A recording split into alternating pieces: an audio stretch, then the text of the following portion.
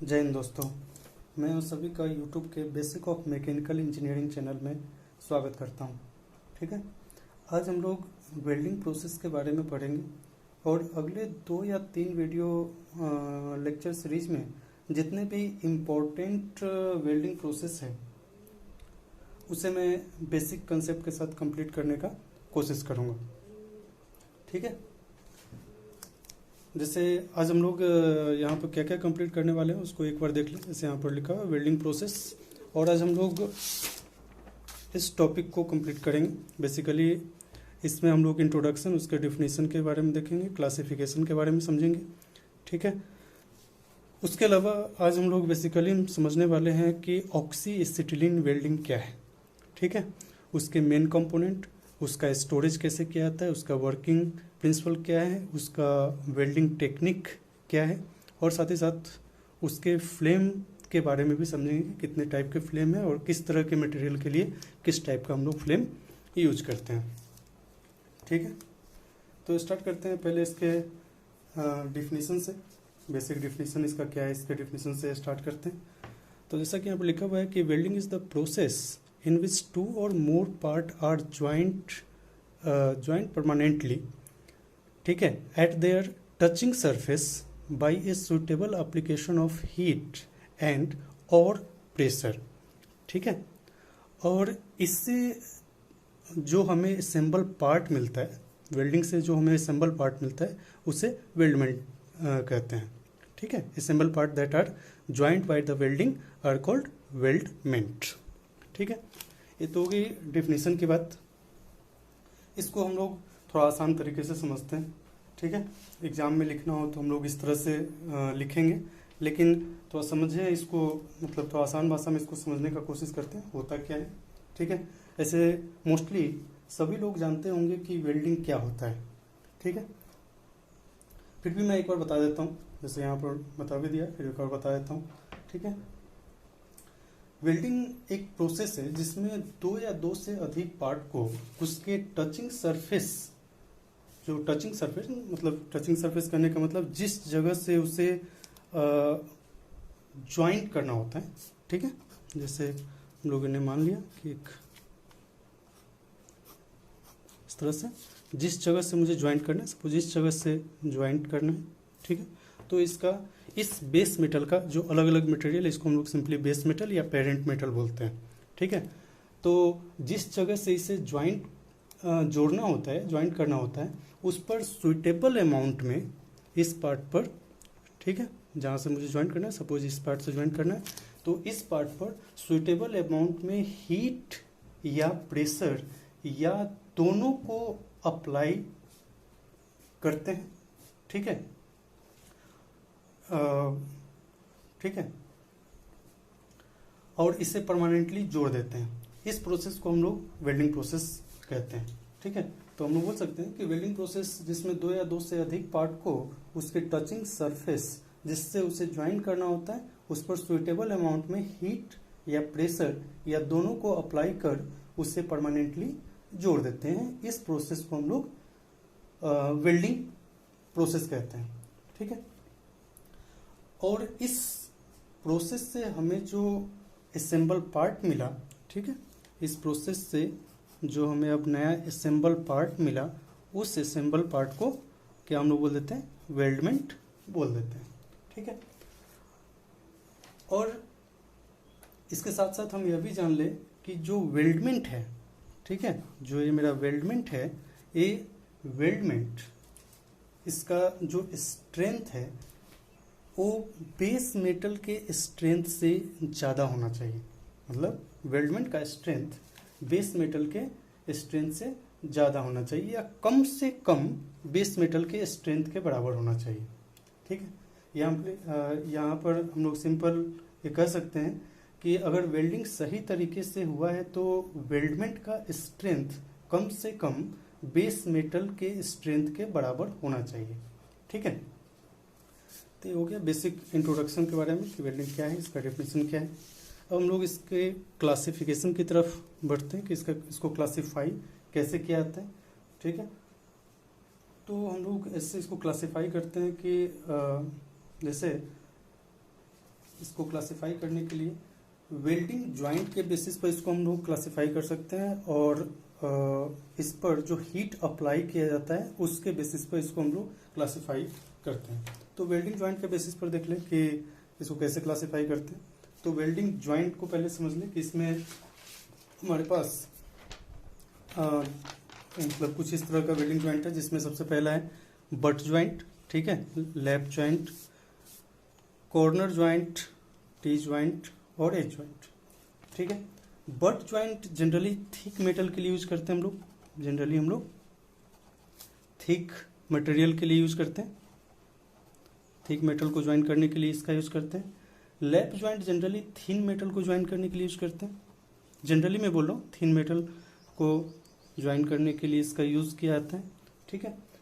Corner joint और जो T joint है, ठीक है, कॉर्नर ज्वाइंट और जो टी ज्वाइंट है, इसको राइट एंगल वेल्डमेंट के लिए इसका यूज किया जाता है। जब किसी चीज को राइट एंगल पर वेल्ड करना है, ठीक है, उस केस में इसका हम लोग यूज करते हैं। और इसमें ये भी चीज होता है कि जो वेल्ड सरफेस है, जो वेल्ड सरफेस है और प्लेन, जो वेल्डिंग जो प्लेन है, दोनों प्लेन बराबर नहीं होता। जो वेल्ड सरफेस और वेल्ड का जो दूसरा जो सरफेस है, ये दोनों बराबर नहीं थे। जैसे मान लिया कि एक इसका वेल्ड सरफेस है और इसका वेल्ड सरफेस है, इस तरह से थोड़ा सा मान लीजिए, ठीक है। इसका क्रॉस सेक्शनल एरिया अलग होता है और इसका क्रॉस सेक्शनल एरिया अलग होता है, ठीक है। तो इस क्रॉस सेक्शन पर इसको वेल्ड कहता है। सिमिलरली इसमें भी इसी तरह का होता है, ठीक है। इसमें भी आप इस तरह से देख सकते हैं, जो इसका ज्वाइंट होगा वो अलग होगा, ठीक है। इसका इस तरह से इसके ऊपर हम लोग वेल्ड करते हैं, ठीक है। तो ये आपका कॉर्नर और टी ज्वाइंट हो गया। और एज ज्वाइंट जनरली हम लोग जो पैरेलल ज्वाइंट, जहाँ पर पैरेलली किसी चीज़ को ज्वाइंट करना होता है, वहाँ पर जनरली हम लोग एज ज्वाइंट करते हैं, ठीक है। तो हो गया ज्वाइंट के बेसिस पर। और आगे हम लोग इसका देखते हैं कि इसको क्लासीफाई कैसे किया जाता है। क्लासिफिकेशन को थोड़ा समझते हैं, इस डायग्राम के साथ इसको एक बार समझने का कोशिश कीजिए, ठीक है। देखिए, वेल्डिंग जो होता है बेसिकली दो ही तरह का होता है। एक तो होता है सॉलिड स्टेट या सॉलिड फेज वेल्डिंग भी बोलते हैं, ठीक है। दूसरा होता है लिक्विड स्टेट या लिक्विड फेज वेल्डिंग, ठीक है। इसके बाद जो आप देख रहे हैं इसी का मतलब एक्सटेंडेड फॉर्म है, इस तरह से बोल सकते हैं कि ये सॉलिड लिक्विड वेल्डिंग हो गया, ठीक है। इसके अलावा नॉन कन्वेंशनल या अदर टाइप्स का वेल्डिंग है। तो सबसे पहले हम लोग समझते हैं कि सॉलिड स्टेट वेल्डिंग में क्या होता है। जैसे यहाँ पर देख रहे हैं कि नो फिलर मेटल, कहने का मतलब सॉलिड स्टेट वेल्डिंग में हम लोग क्या करते हैं, मेटल को जनरली जो मेटल होता है यहाँ पर एक दूसरे के साथ मेटालिक बॉन्ड के साथ ज्वाइंट होते हैं, ठीक है। मतलब इसके अंदर मेटालिक बॉन्ड होता है, या ऐसे बोल सकते हैं कि इस वेल्डिंग प्रोसेस में मेटालिक बॉन्ड होता है, मेटालिक बॉन्ड के साथ जुड़ा होता है, जिसमें हीट का यूज हो भी सकता है, नहीं भी हो सकता है, ठीक है। इस प्रोसेस में क्या होगा, हीट का यूज हो भी सकता है, नहीं भी होगा, बट प्रेशर अप्लाई जरूर होगा, ठीक है। इस प्रोसेस में हीट का जरूरत हो भी सकता है, नहीं भी हो सकता है, लेकिन प्रेशर का जरूरत जरूर होगा। इसीलिए हम लोग इसको प्रेशर वेल्डिंग भी बोलते हैं, ठीक है। इसलिए हम लोग इसको प्रेशर वेल्डिंग भी बोल देते हैं, ठीक है। दूसरा है लिक्विड स्टेट वेल्डिंग, ठीक है। जैसे यहाँ पर लिखा हुआ है फ्यूजन वेल्डिंग, इसको फ्यूजन वेल्डिंग भी बोल देते हैं। इसमें क्या होता है कि प्रेशर अप्लाई हो या ना हो, लेकिन इसमें हीट अप्लाई जरूर होगा, ठीक है। इस प्रोसेस में वेल्डिंग के लिए क्या करते हैं कि जो प्रेशर का होना जरूरी नहीं है, लेकिन हीट अप्लाई जरूर होगा। और इसमें मेटल जिस पार्ट से मुझे ज्वाइंट करना है, मटेरियल को जिस पार्ट से ज्वाइंट करना है, उस पार्ट को हम लोग क्या करते हैं, डिफ्यूज करते हैं, इतना गर्म कर देते हैं, इतना मेल्ट करते हैं कि वो क्या हो जाए कि आप जहाँ से ज्वाइंट करना है वो पार्ट मेल्ट हो जाए, ठीक है। और फिलर मेटल के साथ इसको हम लोग ज्वाइंट कर देते हैं, ठीक है। और इससे हम लोग होमोजीनियस वेल्डिंग के कैटेगरी में रखते हैं। होमोजीनियस करने का मतलब जो मेरे पास बेस मेटल है उसी बेस मेटल के प्रॉपर्टी का मेरे पास फिलर मेटल भी होना चाहिए। जो यहाँ पर फिलर मेटल हम लोग यूज़ कर रहे हैं उसका प्रॉपर्टी बेस मेटल के प्रॉपर्टी के जैसा ही होना चाहिए। ठीक है। दूसरा इसमें आता है सॉलिड लिक्विड वेल्डिंग। ठीक है। इसमें आप देख रहे हैं कि हेट्रोजीनियस प्रोसेस होता है। इसमें हेट्रोजीनियस करने का मतलब है कि जो बेस मेटल का कैरेक्टरिस्टिक्स है वह कैरेक्टरिस्टिक फिलर मेटल का हो भी सकता है, नहीं भी हो सकता है। ठीक है। इसके अंदर इसका एग्जांपल है जैसे सोल्डरिंग हो गया, ब्रेजिंग हो गया, ये सारा चीज़, और उसके अलावा एडिसिव बॉन्डिंग हो गया, ये सारा चीज़ इसके अंदर आता है। ठीक है। इसके अलावा है नॉन कन्वेंशनल या अदर वेल्डिंग, जिसमें हम लोग इसका एग्जांपल ऐसे बोल सकते हैं इलेक्ट्रोस्लैग हो गया, इलेक्ट्रॉन बीम वेल्डिंग हो गया, लेजर बीम वेल्डिंग हो गया, प्लाज्मा वेल्डिंग हो गया। ठीक है। तो आज हम लोग इसमें देखेंगे कि गैस वेल्डिंग के बारे में समझेंगे। ठीक है। फ्यूजन वेल्डिंग के अंदर हम लोग गैस वेल्डिंग, और गैस वेल्डिंग में भी हम लोग एसिटिलीन वेल्डिंग के बारे में पढ़ेंगे। ठीक है। इस वेल्डिंग को हम लोग समझते हैं, पढ़ेंगे सभी के बारे में, जितने भी इंपॉर्टेंट इसके अंदर जो भी आते हैं उसके सबके बारे में पढ़ेंगे। लेकिन हम लोग यहाँ से स्टार्ट करते हैं। ठीक है। ऑक्सी एसिटिलीन वेल्डिंग से स्टार्ट करते हैं। ठीक है। ठीक है। तो यहाँ पर हम लोग ऑक्सी एसिटिलीन वेल्डिंग के बारे में देखते हैं। जैसे मैंने बताया कि यहाँ पर ऑक्सी एसिटिलीन वेल्डिंग, पहले इसका हम लोग जो मेन कंपोनेंट्स है ऑक्सी एसिटिलीन वेल्डिंग के लिए जो मेन कंपोनेंट्स है उसके बारे में समझते हैं। ठीक है। यहाँ पर 2 सिलेंडर होता है। ठीक है। एक ऑक्सीजन सिलेंडर होता है और एक एसिटिलीन का सिलेंडर होता है। ठीक है। यहाँ पर एक टॉर्च होता है, वेल्डिंग टॉर्च होता है। ठीक है। जिसके ऊपर ऑक्सीजन कंट्रोल रेगुलेटर और एसिटिलीन कंट्रोल रेगुलेटर या वाल्व लगा होता है। ठीक है। यहाँ पर प्रेशर गेज के साथ रेगुलेटर लगा होता है। ठीक है। जो इसके एसिटिलीन को किस प्रेशर पर या ऑक्सीजन को किस प्रेशर पर सप्लाई करना है, इस पाइप के थ्रू, इसको हाउसिंग पाइप बोलते हैं। ठीक है। इसके थ्रू यहाँ पर सेंड करना। और ये जो टॉर्च होता है, टॉर्च के अंदर एसिटिलीन को और ऑक्सीजन को मिक्स किया जाता है। ठीक है। मिक्स करने के बाद जैसे आप इस डायग्राम में समझ सकते हैं कि यहाँ से जो भी गैस है, एसिटिलीन गैस, यहाँ से इसको पास किया जाता है, यहाँ से ऑक्सीजन को पास किया जाता है, और दोनों यहाँ पे आएगा और ये दोनों यहाँ पर मिक्स हो जाएगा। और यहाँ से जो टॉर्च का जो नोजल टिप है, इस टिप से बाहर आएगा। ठीक है। तो यहाँ पर हम लोग इसके अलावा इसमें देख लेते हैं कि एसिटिलीन को कैसे यहाँ पर कैसे इसको रखते हैं। ठीक है। तो सबसे पहले इसमें कंपोनेंट, और दूसरा इसमें ऑक्सीजन, दूसरा में ऑक्सीजन है। ठीक है। इसके अलावा ऑक्सीजन सिलेंडर का जो प्रेशर है वो 135 बार से 175 बार तक होता है। इस प्रेशर तक इसमें ऑक्सीजन को फिल करके रखा जाता है, मतलब इस प्रेशर पर इसको स्टोर करके रखा जाता है। ठीक है। और जो बेसिकली ऑक्सीजन का जो काम होता है यहाँ पर, वो कंबसन को, जो कंबसन प्रोसेस होगा उसको सपोर्ट करने के लिए और इंटेंसिफाई करने के लिए यूज किया जाता है। ठीक है। कंबसन को सपोर्ट करने के लिए और कंबसन को इंटेंसिफाई करने के लिए ऑक्सीजन का यूज किया जाता है। ऑक्सीजन सिलेंडर है और ये आपका C2H2 का सिलेंडर है, एसिटिलीन का। ठीक है। सिलेंडर है। और सिलेंडर के अंदर, हाँ, इसके बाद इसका अगर कलर की बात करें तो इसका जो कलर होता है, ऑक्सीजन सिलेंडर का जो कलर होता है वो ब्लैक कलर का होता है। ठीक है। ऑक्सीजन सिलेंडर आपका ये क्या होगा, ये ब्लैक कलर का होगा। ठीक है। इसके अलावा जो एसिटिलीन सिलेंडर का बात करें तो एसिटिलीन इसके अंदर लगभग 15 से 18 बार प्रेशर पे होगा, और इसका जो कलर होगा वो आपका मैरून कलर का होगा। ठीक है। इसका कलर आपका मैरून कलर का होगा। ठीक है। तो ये तो हो गया इसका कैसे, इसका क्या क्या पार्ट है। ठीक है। इसका जो मेन पार्ट है इसमें दिख रहा है। ठीक है।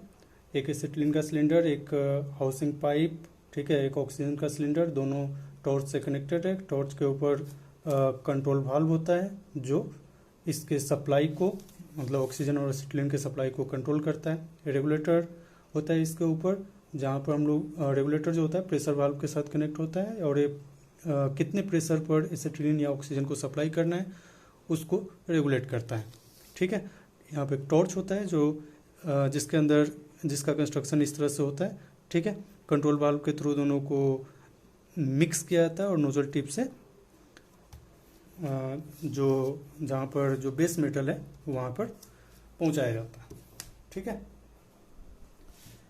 अब इसमें एक और चीज़ ध्यान देने वाली बात है कि एसिटिलीन को हम लोग स्टोर कैसे करते हैं। तो इसमें था अगला टॉपिक, एसिटिलीन का स्टोरेज। तो एसिटिलीन जो होता है ये फ्री फॉर्म में होता है, क्योंकि एसिटिलीन जो होता है फ्री फॉर्म में काफ़ी हाईली एक्सप्लोसिव होता है। ठीक है, या ऐसे बोल सकते हैं कि free acetylene highly explosive nature का होता है। ठीक है, इवन आप इसे 1.5 बार प्रेशर के ऊपर कंप्रेस करने का कोशिश करते हैं या करते हैं तो काफ़ी ज़्यादा अनस्टेबल हो जाता है और हो सकता है वो एक्सप्लॉयड हो जाए। ठीक है, तो अब इसमें दिक्कत ये आती है कि इसे स्टोर कैसे किया जाए। स्टोर कैसे किया जाए मतलब 15 से 18 बार जितना प्रेशर मुझे रिक्वायर्ड है, इस प्रेशर पर इसको स्टोर कैसे किया जाए, इस हाई प्रेशर पर स्टोर कैसे किया जाए। ठीक है, तो इसके लिए हम लोग क्या करते हैं कि एसीटोन का यूज करते हैं। ठीक है, इसके अंदर जो सिलेंडर है इसके अंदर से मान लीजिए कि इसके अंदर हम लोग क्या कर देते हैं, एसीटोन पहले फिल कर देते हैं। ठीक है, एसीटोन के अंदर जो होगा वो आपका एसिटिलीन डिजॉल्व रहता है, मतलब डिजॉल्व हो जाता है। ठीक है, एसीटोन के अंदर, एसीटोन लिक्विड के अंदर क्या होता है, हम लोग एसिटिलीन को डिजॉल्व कर सकते हैं। इसके अंदर जो होता है डिजॉल्व हो जाता है।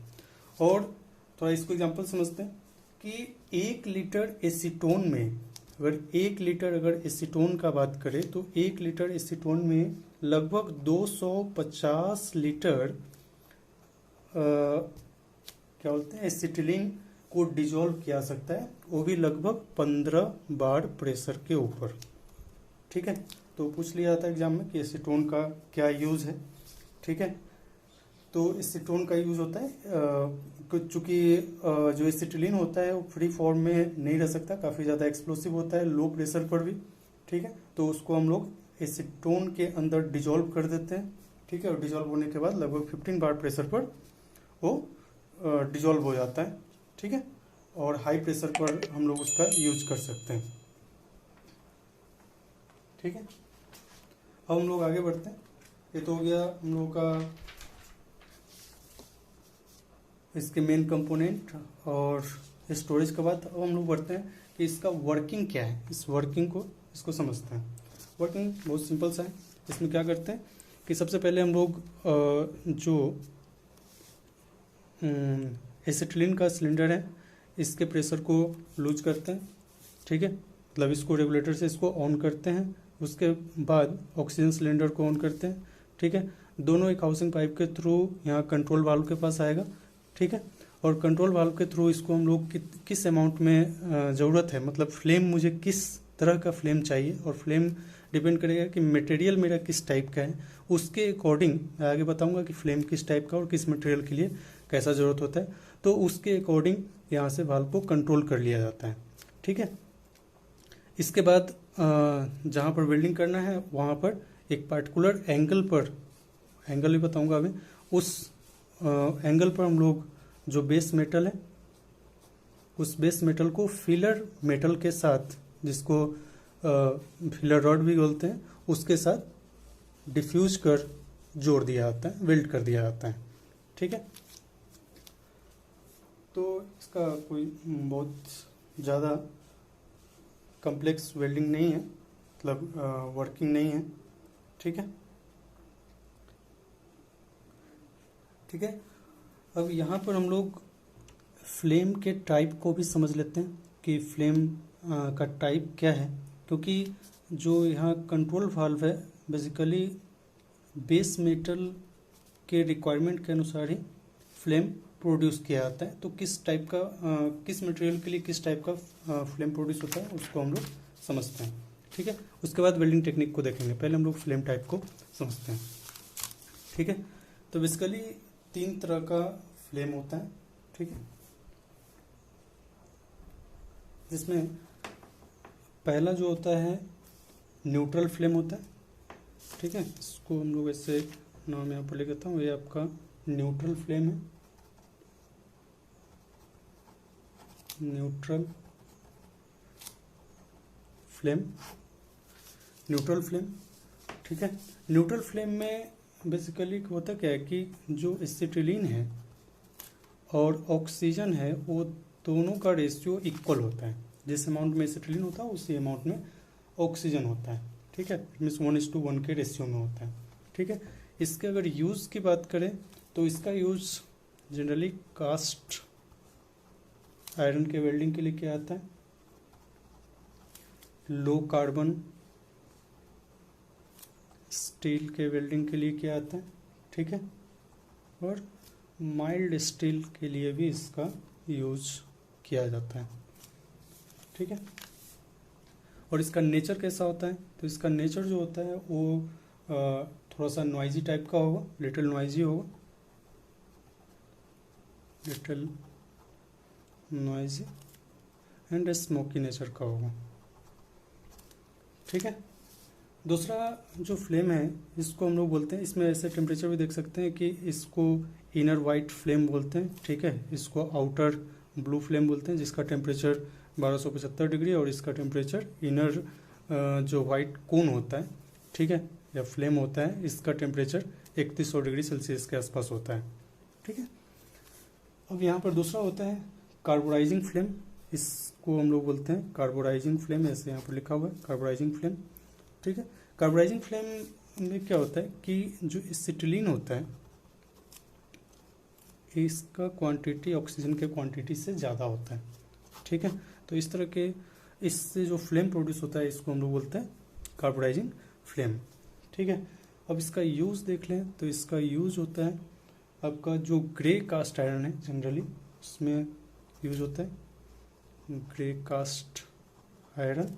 ठीक है, निकेल एलॉय के लिए भी इसका यूज होता है, निकेल एलॉयज के लिए भी इसका यूज होता है। और इसका जो नेचर होता है वो थोड़ा स्मोकी एंड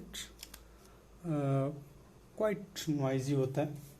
ठीक है, मतलब थोड़ा नॉइज में भी कम होगा। ठीक है, और नेक्स्ट आता है ऑक्सीडाइजिंग फ्लेम। ठीक है, ऑक्सीडाइजिंग फ्लेम में सिंपल सा बात है कि अब इसमें ऑक्सीजन का क्वांटिटी ज़्यादा होता है और एसिटिलीन का क्वांटिटी इसके रेस्पेक्ट में कम होता है।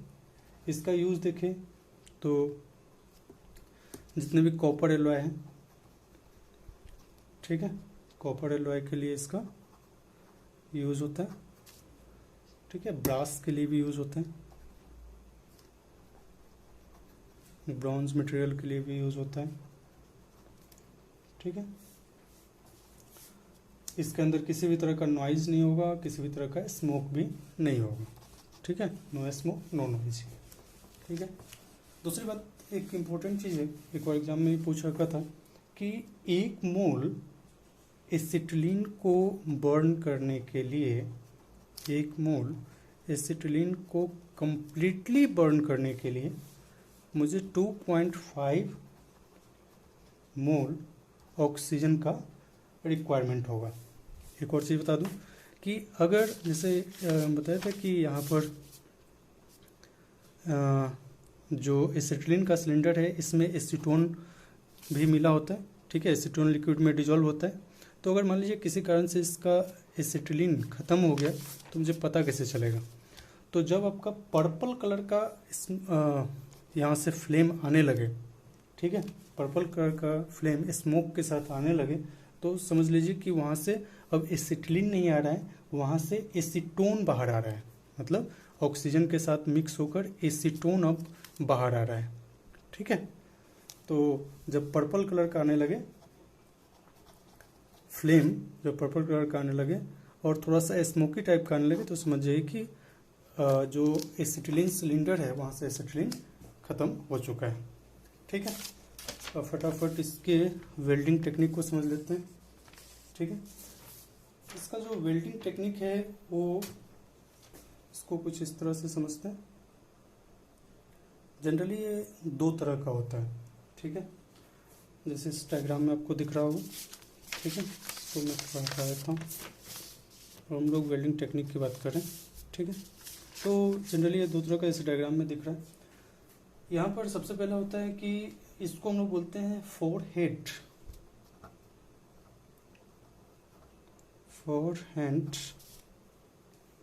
टाइप और इसको बोलते हैं बैक हैंड टाइप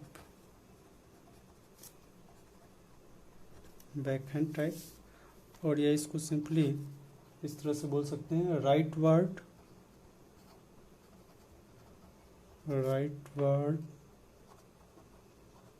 वेल्डिंग, इसको सिंपली बोल देते हैं लेफ्ट वार्ड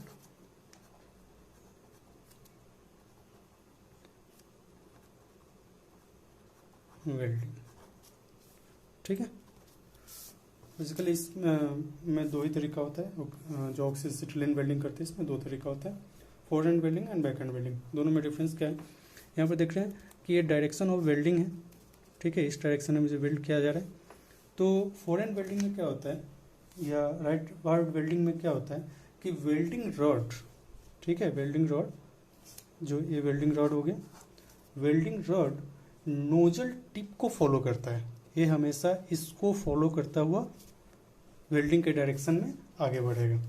ठीक है, लेकिन बैक हैंड वेल्डिंग के अंदर हम लोग क्या देखते हैं कि नोजल रॉड को टॉर्च का जो टिप है वो फॉलो करते हुए वेल्डिंग के डायरेक्शन में आगे बढ़ेगा। ठीक है, तो यहाँ पर इसमें और भी क्या चीज़ है कि इसका यूज कहाँ कहाँ होता है। ठीक है, तो सबसे पहले हम लोग इसके बारे में समझते हैं। से देखा जाए तो दोनों वेल्डिंग दोनों वेल्डिंग का अलग अलग जगह यूज है। ठीक है, जहाँ पर हेवी सेक्शन का ज्वाइंट करना हो, ठीक है, वहाँ पर हम लोग क्या करते हैं कि राइट वार्ड वेल्डिंग का यूज करते हैं। ठीक है, जहाँ पर हेवी सेक्शन को वेल्ड करना हो तो इसका यूज हम लोग कहाँ करते हैं, हेवी सेक्शन को वेल्ड करने के लिए यूज करते हैं। और जहाँ पर थिन मेटल को वेल्ड करना है, जहाँ पर जिसका थिकनेस लगभग 5 mm के आसपास हो, ठीक है, या उससे कम हो, तो उस केस में हम लोग बैक हैंड वेल्डिंग का यूज करते हैं। ठीक है, अब इसके एंगल का बात करें तो वेल्डिंग रॉड का एंगल दोनों केस में लगभग 30 to 40 डिग्री होता है। इसमें भी 30 to 40 डिग्री होता है। ठीक है, जबकि जो राइट वार्ड वेल्डिंग है इसमें टॉर्च का जो इंक्लाइनेशन होगा ये आपका 40 to 50 डिग्री होगा। और इस केस में जो इंक्लाइनेशन होगा इसका 60 to 70, इसमें दिख नहीं रहा है 60 to 70, लेकिन इसका जब लेफ्ट वार्ड होगा या बैक हैंड होगा तो इसमें इसका एंगल 60 to 70 डिग्री के एंगल पर होगा, टॉर्च का एंगल बेस मेटल के साथ। ठीक है, तो ये कुछ वेल्डिंग प्रोसेस के बारे में था जिसमें ऑक्सीसिटिलीन वेल्डिंग के बारे में हम लोगों ने बात की। ठीक है, अगले क्लास में किसी और वेल्डिंग के बारे में देखेंगे। ठीक है, मिलते हैं अगले क्लास में।